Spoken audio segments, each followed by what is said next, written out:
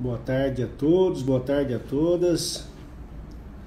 Mais um encontro do Prosa Criminal. Hoje o tema escolhido pelo ilustríssimo Dr. Luciano Macri é a criminologia. Nós vamos falar de noções práticas da criminologia penal. Criminologia, para aqueles que se enveredam no direito penal, é a ciência que estuda a criminalidade, né, com base como ciência empírica, né, ou seja, baseada na realidade. Em tese é o estudo do criminoso, o estudo do crime, o estudo da vítima, junto com o controle social. Chegou o Luciano Macri, que é o nosso grande amigo.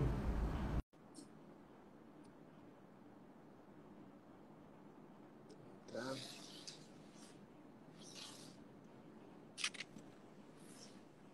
Boa tarde, meu amigo. Opa, meu amigo, tudo bem? Uma satisfação revê-lo. Satisfação toda minha. Muito obrigado. Eu tô começando aqui falando algumas coisas sobre a live de hoje, que é praticamente o tema todo abordado por Vossa Excelência, que, diga-se de passagem, tem uma noção muito grande do que estamos falando, né? Criminologia é a ciência que estuda a criminalidade de uma forma estudada por advogados, por professores, mas de um outro ponto de vista, né? E ela estuda através do indivíduo, do crime, das pessoas que envolvem, a forma como que tudo aconteceu, de onde ele veio. Tenho muito pouco conhecimento, conheço muito pouco, mas em tese é mais ou menos isso, tá certo, Luciano? Isso. Boa tarde, meu amigo Robson. Boa tarde, professor Paulo Yunes, que está chegando aí. Boa tarde, Augusto Cunha Júnior, meu sócio aí, meu querido amigo, que também chegou. Bom, pessoal, aí, Paulo, tudo bem? Maravilha. E aí, como é que vocês estão? Tudo em ordem? Tudo de ordem. Graças a Deus. Então tá bom. Prazer em vê-los, hein? Maravilha. Prazer é nosso. Então, a criminologia, né, é uma matéria que deveria estar em todas as grades das faculdades de direito aí. Infelizmente, nós não vemos em todas as grades, né? Mas é o estudo do crime, do criminoso, da vítima e do controle social. Fato é que a criminologia, como o próprio nome diz, ela vem antes do direito penal em si. E ela ultrapassa o direito penal, né? Ela, na verdade, é uma ciência empírica. O que é empírico? Que ela trabalha com experiências, né?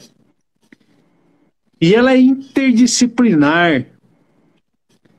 Então ela trabalha com psicologia, com psiquiatria, com a biologia, com a sociologia. Ela trabalha em todos esses campos para a gente entender o que é o crime, o que é o criminoso, o que é a vítima, por que ocorre o crime, da onde vem o crime, a vítima, quem que é essa vítima, como que essa vítima chegou a essa situação. E aí a gente passeando, para não ficar algo tão etéreo, né? Qual que é o artigo do Código Penal onde a gente identifica a maior atuação da criminologia em si? Eu vou pegar um artigo específico para a gente analisar, que seria o artigo 59, onde o juiz, atendendo à culpabilidade, aos antecedentes, à conduta social, à personalidade do agente, quer dizer, nós já estamos analisando aí conduta social do criminoso, nós estamos analisando o criminoso em si, né? Uhum. Tudo isso, ó, a culpabilidade do criminoso, os antecedentes do criminoso, a conduta social do criminoso, a personalidade do criminoso, do agente, no caso, aos motivos, ó, a análise do crime, ó, os motivos, as circunstâncias do crime e consequências do crime, bem como ao comportamento da vítima. Olha aí a análise da vítima. Estabelecerá, conforme necessário e suficiente, para reprovação e prevenção do crime. Aí é o controle social. Me dá uma parte, eu tenho certeza que Claro. você também vai falar. Na minha opinião, quando você fez essa reflexão muito bem feita nesse momento em que nós estamos conversando, quando a gente fala do artigo 59, e penso eu, né, doutor Paulo? Penso que muitas vezes ele não é analisado ou é pouco analisado. E vou te falar mais. Além de ter essa abordagem dentro do Código Penal, existe também dentro da Lei de Execução Penal, viu? Na Lei de Execução Penal, o artigo 8º, e é um artigo que determina o exame criminológico, e que muitas vezes eu estou até abrindo um aqui para a gente comentar. Mas, primeiro ponto, uma primeira pergunta para você, que é o doutor Paulo, que tem muito mais conhecimento sobre criminologia do que eu, e o doutor Luciano. Quando a gente fala em criminologia, estudando, vendo o artigo 59, esse é o final do artigo. Ele é bem analisado pelo magistrado, pelo promotor, que também é fiscal da lei, custulege. Ele é bem analisado, Paulo? Eu não sei o ponto de vista de vocês. Eu acredito que é um artigo importante, à medida em que, na fixação da pena, e mais especificamente na fixação da pena base, o magistrado vai levar em consideração todas essas circunstâncias, todos esses aspectos lá contidos.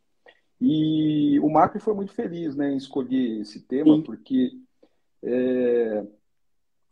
o 59, ele certamente é um dos artigos que mais estaria aproximando, não é, a criminologia do direito penal, né?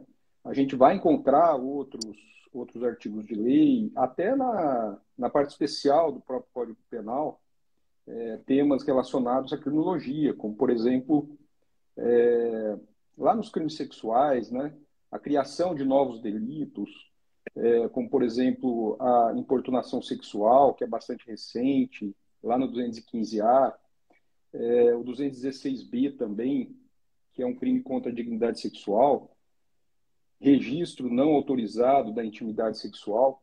E aqui a gente já vai, obviamente, para um outro campo, né, da criminologia, que é aquele que versa sobre o porquê do indivíduo cometer um delito, né, e também uma relação muito estreita com o direito penal e principalmente com o legislador penal na hora de construir, né, pensar esse anseio social, pensar essa conduta, esse comportamento tido como nocivo à vida em sociedade e criminalizá-lo.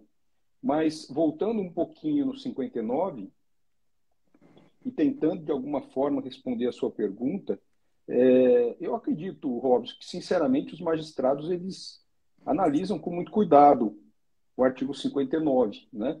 É que é algo tão automático para o juiz criminal, numa sentença, né, que às vezes dá a impressão que eles não analisam.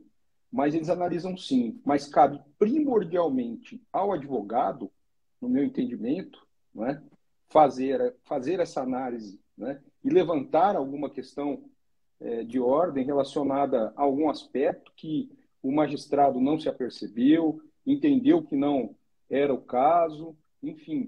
Eu entendo que o advogado, a advogada, devem ficar muito atentos, né, o advogado criminalista, deve ficar muito atentos à aplicação ou não do 59. Por isso que o seu alerta é importante, né? Então, Sim. em grau de apelação, em razões de apelação, né, se for o caso, o advogado levantar essa questão. Mas, lógico, ele tem que se antecipar. Esse seria o correto. Já ali, em alegações finais, né, ele já desenvolver uma retórica buscando no 59 a aplicação, por exemplo, de antecedentes que esse indivíduo não possui, né? A aplicação, por exemplo, de motivos que levaram esse indivíduo a cometer o crime, né? O comportamento da vítima, né? A questão da culpabilidade, que é fundamental, né? A sua análise é importantíssima nesse momento, né? Após a instrução criminal e no desenvolvimento aí de uma peça de alegações finais, né? Sejam orais, as alegações sejam por meio de memoriais. Mas vamos lá, tá muito interessante aí o papo. Antes de passar aqui a palavra, né, professor? Professor Paulo, é toda hoje do Luciano, que é o especialista no assunto. Com certeza, né? Com certeza. Mas antes de passar a palavra para ele, nesse ponto que o doutor Paulo, o professor Paulo, colocou, eu tive um caso específico desse, em que eu precisei fatiar todo o artigo 59 e explicar cada conduta sobre tudo que aconteceu.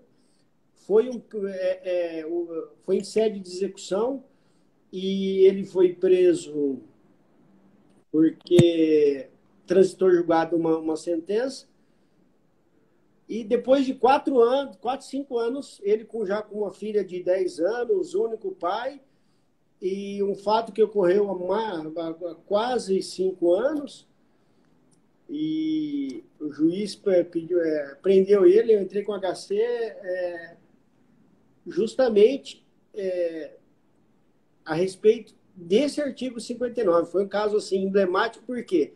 Porque eu tive que explicar cada uma das condutas aqui, com conduta social, antecedentes, motivos e circunstâncias, tudo tinha. E o professor está certo. Cabe ao advogado levantar isso quando necessário. Mas eu Sim, posso... antes de passar para o Marcos, só agradecer mais uma vez aqui a professora Ivana Mussi, tributarista, que está sempre aqui, né? Professora lá da Unifipa, em Catanduva, amigona nossa aí. Agradecer também o Orlando Dincão, está presente, né?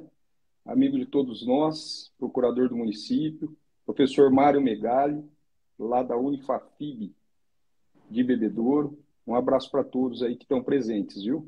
O Ercolim está aí também. Grande advogado. Orlandão é aquele pequenininho, né? Aquele de média estatura, né? É o famoso homem médio, né, Macri? A Ivana é minha eterna professora. Eu agradeço muito a ela. Eu já convidei ela para vir aqui, viu? Eu estou esperando. Já convidei. E eu tenho tema já, hein? Eu já tenho tema, hein? Olá, pronto. Já está resolvido, então. Não tem mais como ela fugir agora, Robson. Agora não tem mais jeito. Mas vamos lá, Luciano. A palavra é sua, meu grande amigo. Vamos que a prosa tá boa. Não, maravilha, ó. É o seguinte, eu gostaria que vocês me interrompessem e fossem colocando os temas assim que surgissem, tá? Para ir me auxiliando aí também na conversa, tá? Com certeza. Então, nessa linha, o que nós temos os 4 elementos aí que são estudados pela criminologia, né? O crime, o criminoso, o controle social e a vítima. Tudo isso analisado e deve ser analisado pelo magistrado, a postura desses 4 elementos na hora, no julgamento e na hora de impor uma pena. O crime em si é tido como um fato social, e aí existem inúmeras análises que são feitas pelas teorias, inúmeras teorias. O criminoso é tido como, atualmente, um ser, uma unidade biopsicossocial. Então, ele é uma união biológica, psicológica e social. Ele é fruto desses 3 meios associados. Já foi estudado que ele era também fruto de um meio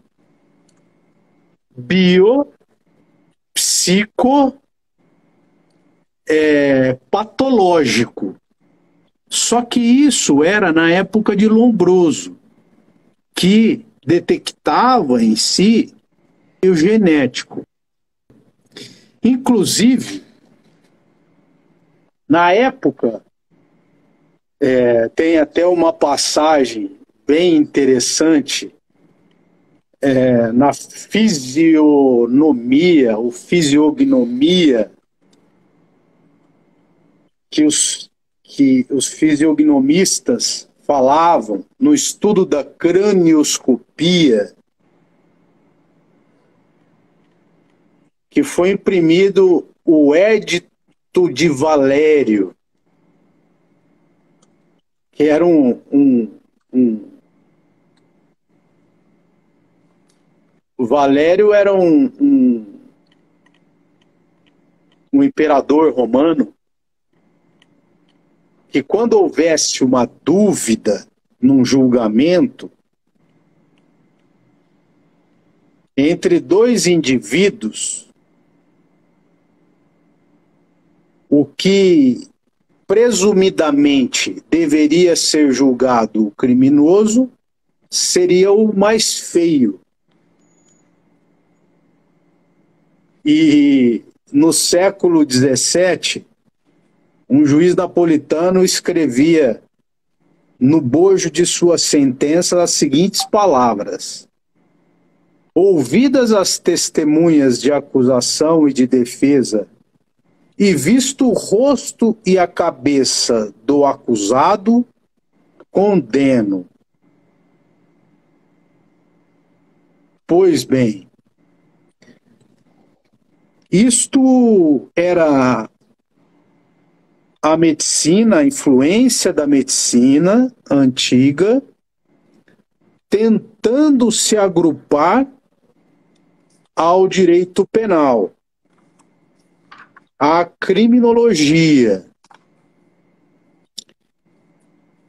Está sempre presente, aí gostaria de ouvir o Paulo, escrevi um artigo recentemente, inclusive sobre isso, a influência da neurociência e o resgate das teorias lombrosianas no direito penal. Inclusive, essa situação que nós temos hoje em dia da coleta de sangue dos presos, né, Robson? Sim, senhor. Coleta de sangue dos presos para um banco genético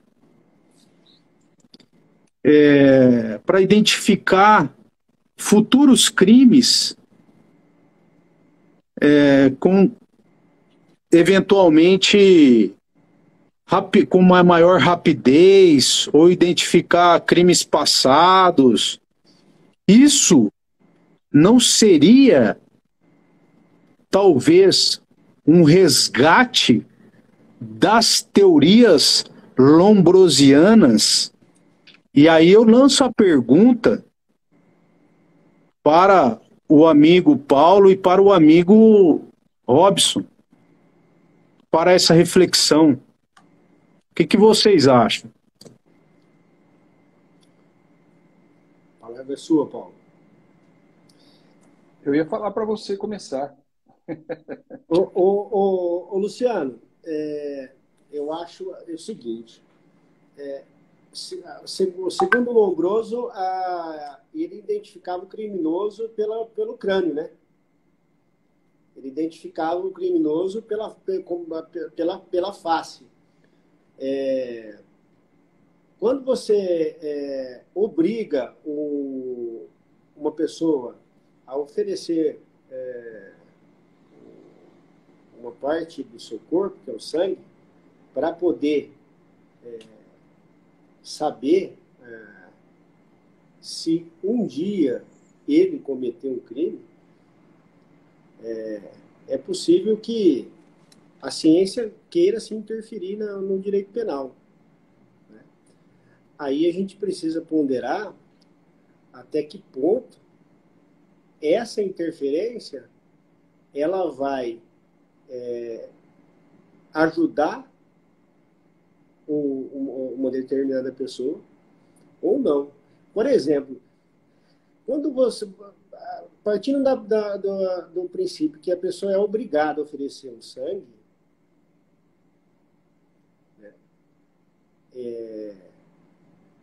e se porventura, vamos partir do princípio que ela é obrigada a oferecer o sangue, e de repente, em algum crime que deixou vestígio, esse vestígio foi sangue, e por acaso o DNA ele seja idêntico.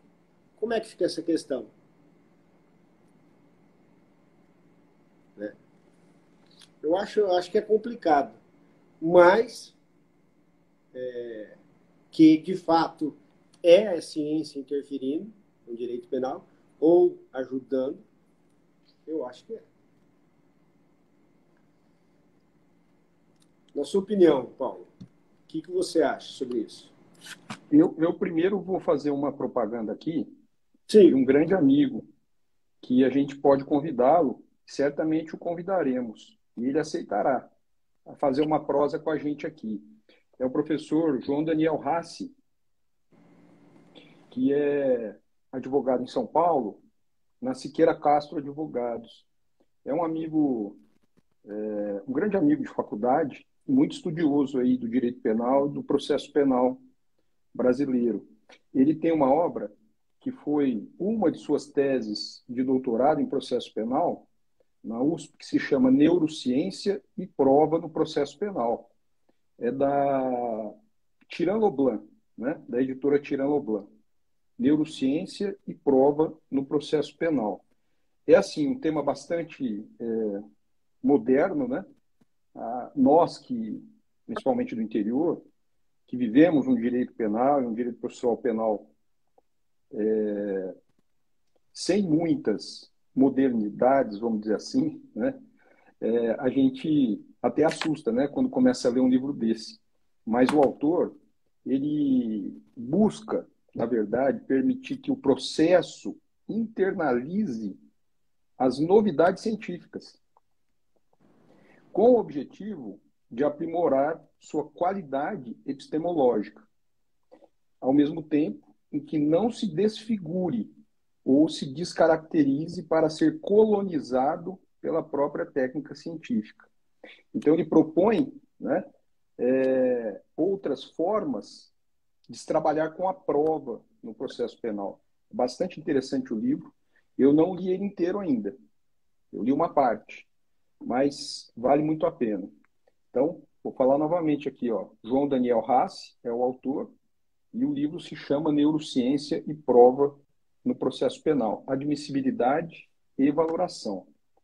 Mas o tema é muito interessante, né, relacionado à criminologia.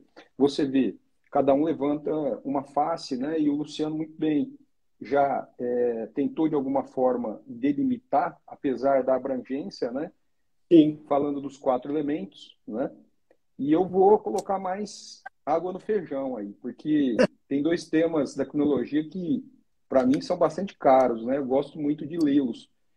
E em sala de aula, o aluno nos instiga muito, até mesmo sem saber, né, que são temas estudados pela criminologia. Mas você está em sala de aula, o aluno te pergunta, professor, o que leva um indivíduo a cometer um crime sexual?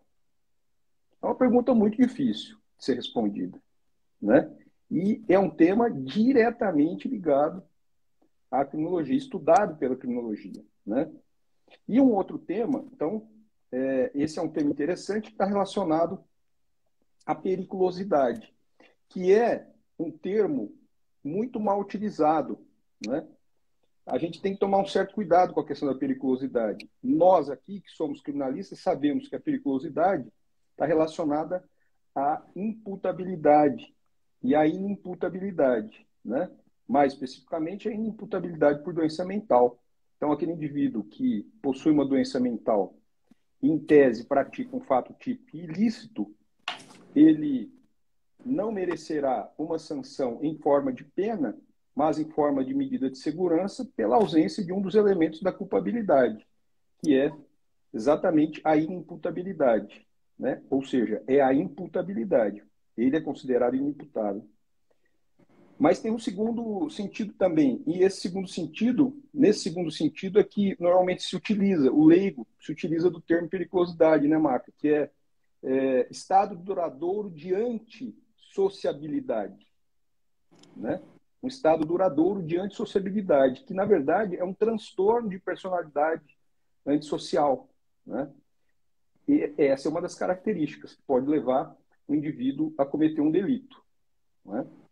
Mas o outro tema, ele se refere ao instinto de vingança, que a gente vê acontecer hoje com mais regularidade na sociedade, né? Esse tema também eu acho muito interessante, relacionado à criminologia, né? A gente tem que se lembrar que o direito penal não é uma religião, né? É uma ciência dogmática, né? E, portanto, agir imbuído de vingança, né? Em primeiro lugar, não pode ser, de forma alguma, rechaçado pelo magistrado ou por qualquer um dos atores do processo, numa análise bastante superficial, né? E até mais aprofundada. É óbvio que esse sentimento ele é considerado imoral, não é? Mas, como eu disse, não estamos tratando aqui de uma religião, né? Mas sim de uma ciência dogmática e, portanto, é preciso ficar atento a essa questão, até porque no próprio direito penal a gente encontra algumas normas em que a vingança é permitida, né? Pelo menos ela funciona como uma atenuante, né? Ou uma causa de diminuição de pena, como é o caso lá do indivíduo o pai que acaba matando o estuprador da sua filha, né? Um sentimento que pode ser traduzido em vingança, e é traduzido em vingança, mas é um motivo de relevante valor moral, né? Que tem até diminuição de pena lá junto ao homicídio. E, por sua vez, em relação ao motivo de relevante valor social também, né? O pai que acaba matando o traficante, né? Que vendia droga para o seu filho, para os meninos lá da escola, os amigos lá da escola, né? Então, são 2 temas que eu acho bastante interessante.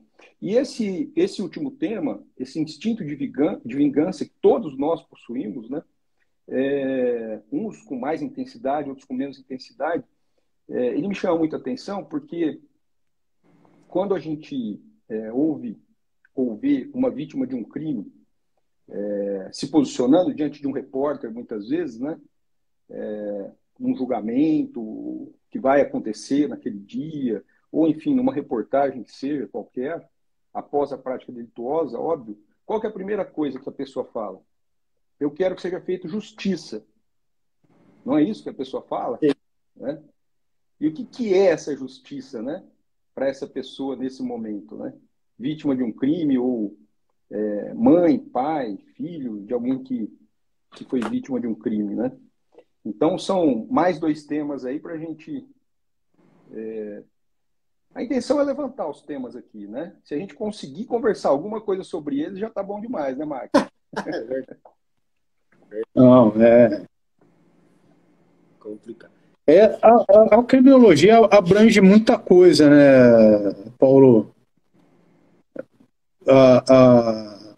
Em si, é muito ligada à medicina, né? E é muito ligada também à prisão. Eu gostaria de indicar o livro aqui do professor Paulo Sumariva, inclusive. Excelente, hein? 7ª edição, Teoria e Prática. Adquiri recentemente, inclusive nós convidamos para estar conosco. Numa próxima oportunidade vai poder estar conosco aí. Com certeza.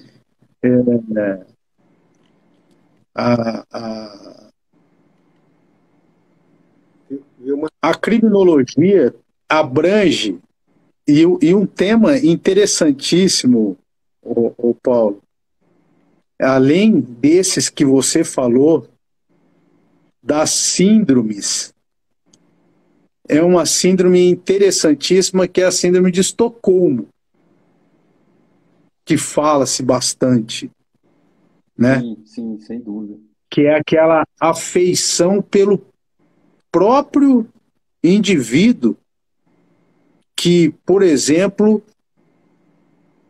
sequestrou a vítima. E isso tem acontecido muito, eu tenho percebido, nas vítimas de feminicídio, aliás, de violência doméstica. Essa síndrome de Estocolmo, ela teve um dos principais casos, se não me engano, na Suécia ou na Suíça, num roubo a banco, em que as vítimas posteriores a elas ficaram reféns e posteriormente elas inclusive saíram em defesa dos bandidos e aí inclusive queriam pagar os advogados. Falaram que tinham sido muito boas, que eles eram protetores dela, eles protegeram elas. Entendeu? Eles criaram um afeto. E aí os psicólogos chegaram a essa conclusão, que é o afeto pelo próprio sequestrador, pelo próprio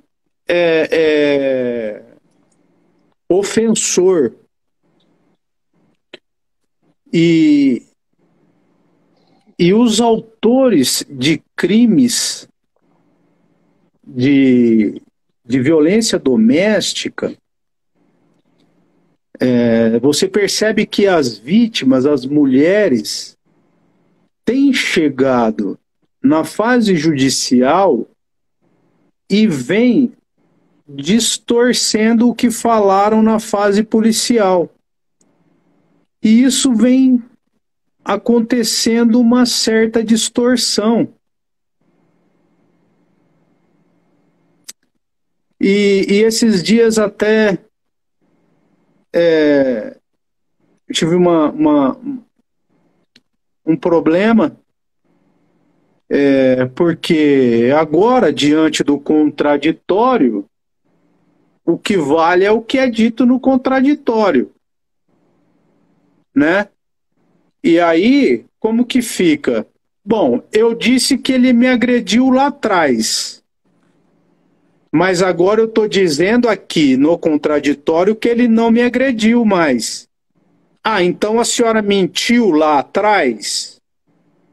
Então agora a senhora vai responder por falso testemunho, por denunciação caluniosa. Por denunciação caluniosa.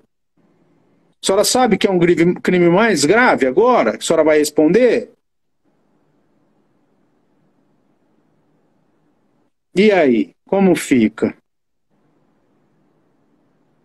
Aí ela volta atrás? Então, fica uma situação constrangedora.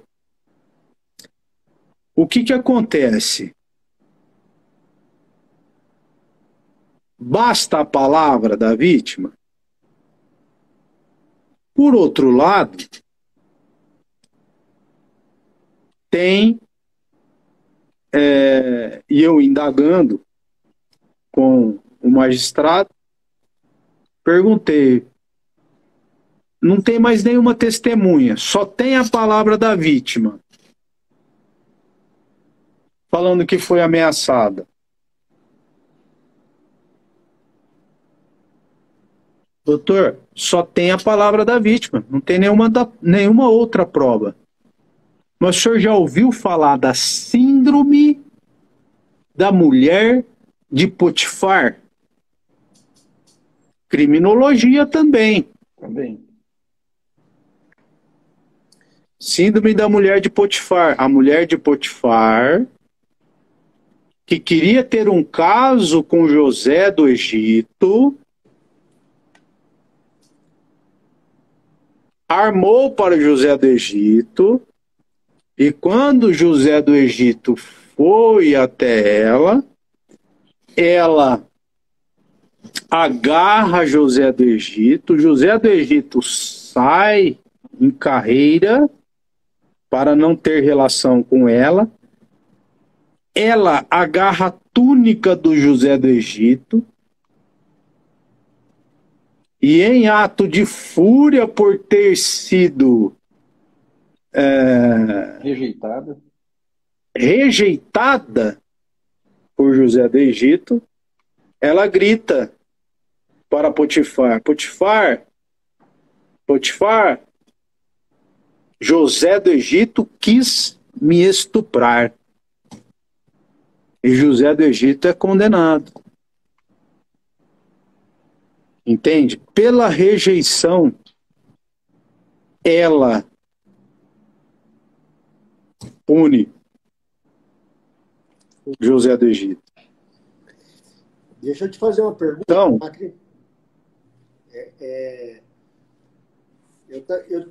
Uma vez eu conversando com eu vou pôr um pouquinho de pimenta, mas assim é bem para reflexão. Se a gente pensar que em tese, na atualidade, pensamos que a criminologia é o estudo do crime, do criminoso, da vítima e também controle social, então nós temos aqui estudo do crime,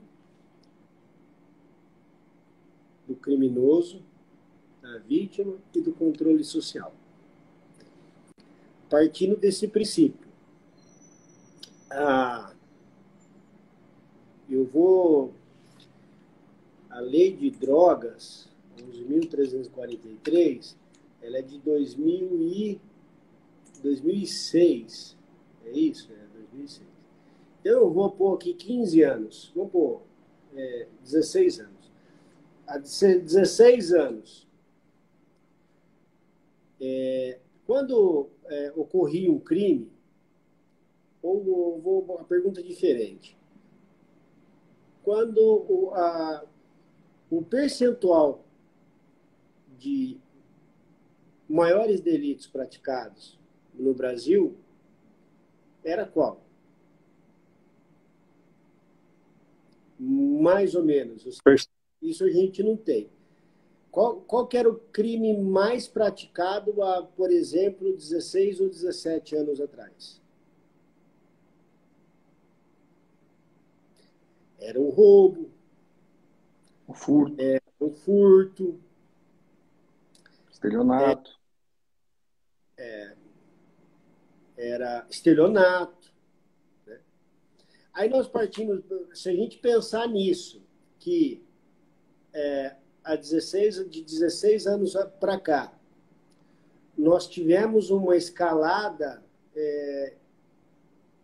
estratosférica no crime. Eu falo, eu vou perguntar, vocês vão saber qual que é. Qual que é o crime? A cada 10 que entra lá no fórum, a cada 10, 9 são crimes de quê? Tráfico. Tráfico.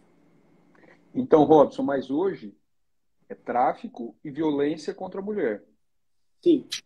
É que, na verdade, eu penso assim, ó, essa mesma pergunta, quando eu fiz, eu penso que a violência contra a mulher, Paulo, na minha opinião, tá? É uma opinião. A violência contra a mulher, ela tomou força e passou a ser denunciada. Porque antigamente elas apanhavam mais. Muito mais. A diferença é que ninguém saía de casa porque não tinha para onde ir, Paulo, além da vergonha. Sim, sem dúvida. Então, Houve uma modificação cultural muito grande relacionada a esse tipo de delito, né? Aí, vamos juntar os dois. Foi legal aqui a pontuação, mas vamos juntar os dois. Partindo desse princípio, em que a criminologia ela estuda o crime, o criminoso, a vítima E o controle social. Partindo desse princípio, se a gente falar em tráfico hoje, vamos falar em tráfico. Se a gente fizer esse mesmo estudo, isso nos leva a pensar, se a gente estudar o criminoso, primeiro, se a gente estudar o criminoso, a maioria dos crimes são praticados por menores de 22 anos. Criminoso. Se a gente estudar o crime, ele é um crime de venda de produto ilícito. Não vou falar qual tipo de droga, porque existem inúmeros tipos de droga, êxtase. Hoje tem uma infinidade. Tem droga que eu vou te contar, às vezes eu nem conheço. Fala, será que é mesmo? E aí a gente passa a estudar a vítima, que é a sociedade e a conduta social. Se a gente partir desse princípio, a criminologia seria, em tese, o primeiro estudo a ser feito para que a gente diminuísse o número de delitos dessa espécie. Aí a gente já entra naquele outro tema também muito estudado pela criminologia, que é a política criminal, né? A gente não tem uma política criminal estabelecida em forma de Estado, não em forma de governo, né? Pelos três poderes. E mais, além de não termos, os três poderes não estão em consonância, né? Então a gente precisa urgentemente de uma política criminal que tenha essa feição, ou seja constituída pelos três poderes, os três poderes falando a mesma língua, e mais, ela não seja de interesse de uma ou outra ideologia, né?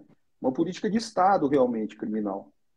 Isso é fundamental. Se a gente quiser modificar o estado de coisas relacionado à criminalidade no nosso país, a gente precisa desse modelo, buscando com toda humildade, independentemente de ideologia e de teorias mais pesadas ou menos pesadas, criticadas ou não, modelos em outros países, né? Isso já passou da hora, é extremamente urgente, né? E, assim, vejo que é fundamental hoje. Luciano, desculpa só mais um minutinho. Paulo, a primeira parte da Lei 11.343, ela dispõe, ela dá algumas disposições, mas essas disposições elas são esquecidas, na verdade, né? Mas a gente está falando, nós estamos falando no crime do artigo 33, previsto na Lei 11.000. Ali tem um rol de outros crimes também, né? Que necessitam do estudo da criminologia para definir e determinar ordem de atuação.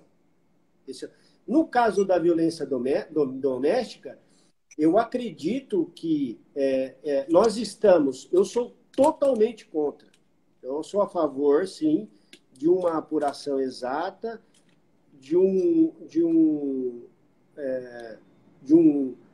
uma pena justa para aquele que comete violência doméstica, é lógico, muito bem apurado, mas eu acredito que, nesse ponto, a violência doméstica ela está tomando muito corpo no Brasil, né? Hoje nós temos aqui uma vara especializada nesse assunto, né?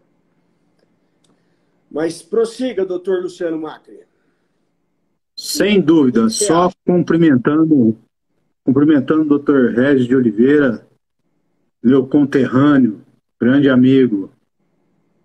Mas eu, doutor Robson, passando aqui a classificação das vítimas, quando eu faço júri, eu costumo usar bastante atenção aos queridos alunos aí, os meus alunos de júri. Você vai fazer um júri, você tem que analisar qual que é o comportamento da vítima. Paulo Sumariva, isso, boa. Vai fazer um júri, você tem que analisar a classificação das vítimas de Benjamin Mendelssohn, que ele classifica em vítimas ideais, que é a vítima completamente inocente. Ela não fez nada. É a vítima menos culpada, que é a pura ignorância, aquela mulher que provoca o aborto. A vítima tão culpada quanto o autor, entendeu? Tem a vítima mais culpada, porque ela é a vítima provocadora. Ah, doutor, mas existe isso? Demais. Demais a vítima provocadora. Que é onde você vai trabalhar a legítima defesa. Entende? Benjamin Mendelssohn classifica muito bem esses tipos de vítima na vítima dogmática.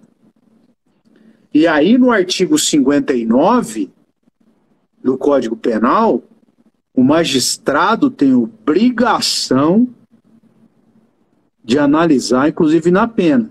E quem são os magistrados no tribunal do júri?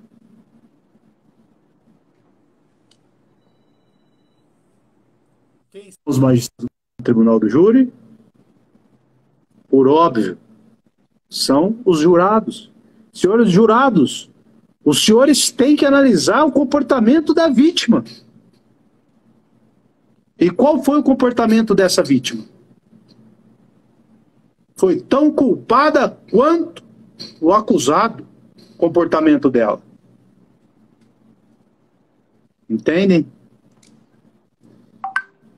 Então, tá tudo na doutrina, é só procurar na criminologia.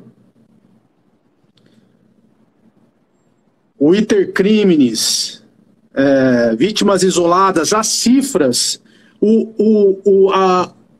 a criminologia ela vai dar suporte para a política criminal produzirem, para os legisladores produzirem a lei. Sem a criminologia, sem o estudo do criminoso,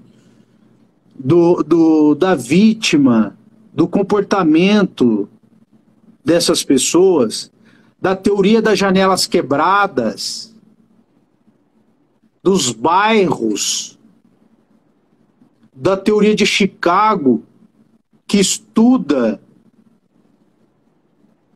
aquele bairro está tendo maior criminalidade por quê?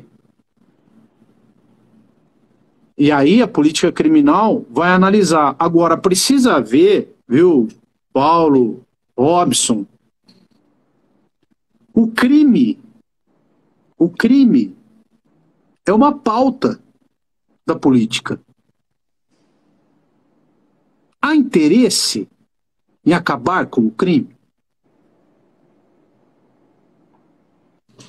Há interesse em diminuir o crime?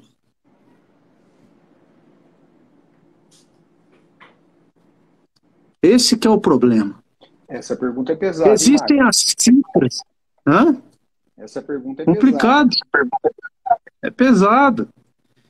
Existem as cifras brancas, as cifras negras, as cifras ocultas. Se você é furtado, seu veículo é furtado. Esse dia eu estava falando com o meu estagiário. Meu estagiário foi num bar esses dias. Ele falou, pô, furtaram. O que furtaram? O seu? Foi um perfume. Um perfume. Um frasco de álcool gel, uma lanterna e uma caixa do porta-mala. Um frasco de álcool gel e um negócio aí. Eu falei assim, pô, você não foi na delegacia? Não, doutor, fui na delegacia não. Perfume e tal. Falei, então, você sabe qual que é o problema? Não vai entrar na Você contribuiu para as cifras negras ou cifras ocultas. Ah, mas o que é isso, doutor? Pois é.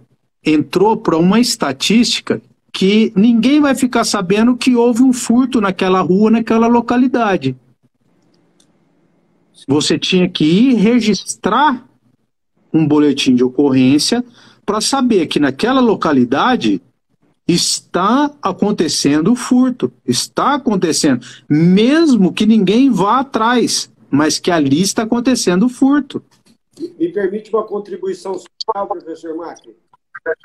Sim. Hoje nós temos no estado de São Paulo, não sei no resto do Brasil, no São Paulo nós temos nós conseguimos fazer o boletim pela internet. Você não sai de casa. Então, não sai de casa.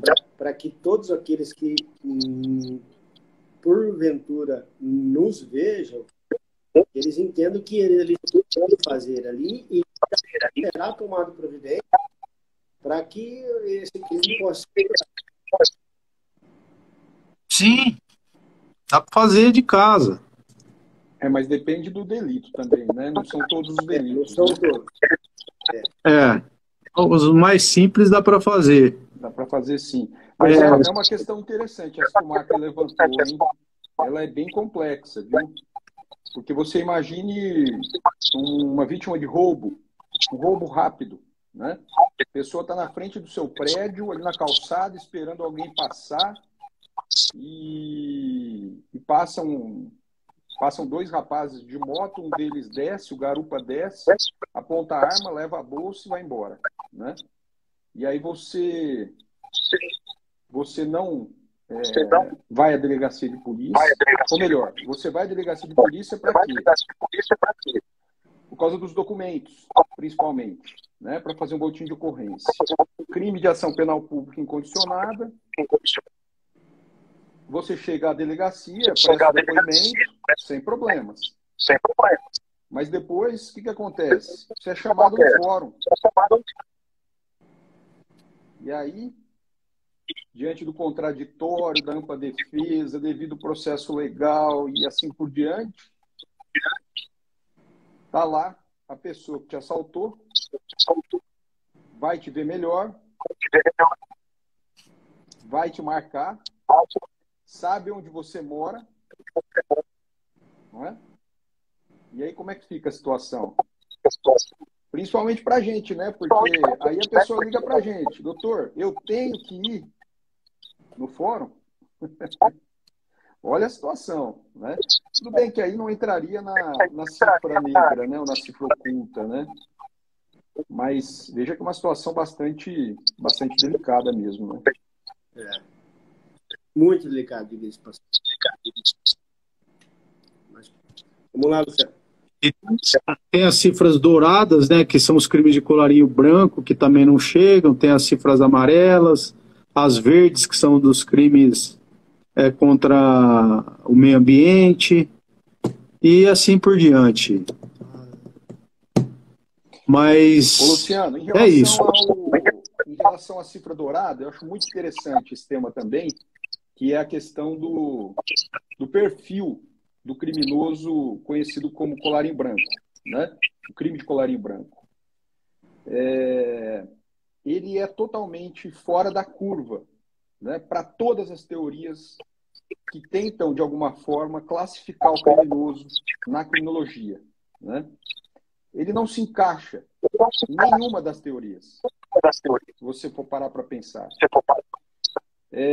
Veja que ele é uma pessoa que tinha tudo para viver uma vida honesta, mas em razão da ganância, né, de ganhar cada vez mais dinheiro, isso leva à prática criminosa.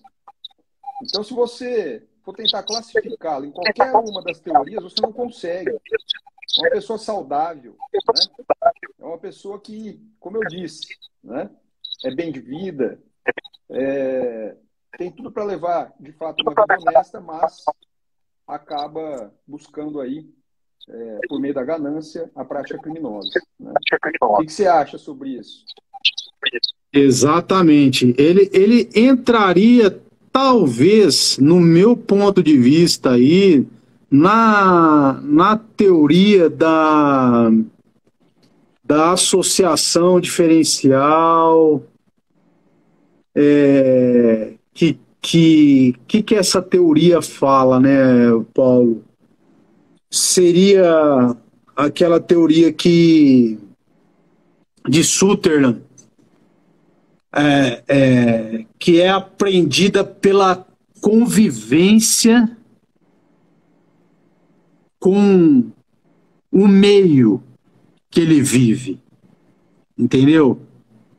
Ele está no meio de outras pessoas que fazem o mesmo, por exemplo, o cara que sonega imposto pra caramba. Ele vai praticando a sonegação de imposto de uma tal forma que ele acha que aquilo é normal. Entendeu? E aí ele faz aquilo, ou a lavagem de dinheiro. E ele aprende a fazer aquilo no meio que ele vive e vai achando que aquilo é normal. De forma automática. Então, é a teoria da associação diferencial, de Edwin Sutherland. É um processo de aprendizagem. Sim, interessante. Ela é de 1930, é uma teoria americana. Hoje com o crescimento da tecnologia, isso cresce demais, né, Paulo? Muita gente... Ela é tipicamente empresarial. Exato. Hoje a gente vê muito isso. Tipicamente empresarial. A gente vê muito isso. Ela é Ela é qual que é o principal núcleo dela, o meio cultural? Ela é familiar, ou você aprende ela na família, ou você aprende ela entre amigos, ou você aprende ela em meio empresarial. Essa é a habitualidade dela. Ah, interessante, cara, interessante. São habilidades técnicas que a pessoa aprende. Muito bom. Chegando no finalzinho aí, eu queria agradecer a presença do Percival. Olha o Paulinho Goraibe aí. Também. Um abraço, Paulinho. O Macri, criminologia, a gente falar em uma hora é muito difícil. Eu acho que, é um mundo maravilhoso, cara. Tem muita coisa para falar de criminologia. Muita. Eu acho que muito. A gente conseguiu falar sobre alguns pontos aqui. O Paulo pontuou muito bem determinados pontos. E você grandemente abordou o tema com mais. Eu acho que nós estamos. Nossa prosa foi prazerosa. Foi ótima. Parabéns, Macri. Porque. Tamo junto. Sempre que quiser. Eu diria o seguinte: de José do Egito a Robson de Rio Preto, a gente conseguiu fazer uma abordagem muito boa aí, viu? Da criminologia. Até de José do Egito, né? Falando. Pois é, rapaz. Quem esperava, hein? Ah, mas o Potifar não poderia ficar de fora, né, Marcos? Não tem jeito, né, cara? É sempre um prazer. Pena que a gente tem muito tempo, pouco tempo. E a gente já tem agendado a próxima, aproveitando para todo mundo entrar no canal do YouTube. E a próxima live já tem participante. Quem quer? É a doutora Marina Servo. Ela vai falar de... Como é que chama? Você tem o tema aí? Aqui, ó. Vai falar de o consentimento do ofendido e a inaplicabilidade ou aplicabilidade do crime de redução à condição análoga de escravo. Olha só. Ou seja, é um tema muito legal. Todos convidados, né, Robson? Todos convidados. 5 da tarde, sem atraso. Nós podemos, a gente pode até estender, mas atrasar não. É isso aí. Maravilha. Valeu, pessoal. Obrigado. Abraço. Gente, abraço. Obrigado. Parabéns, Marcos. Abração. Marquinhos, Um abraço. sucesso Tchau, também. tchau. Prosa criminal.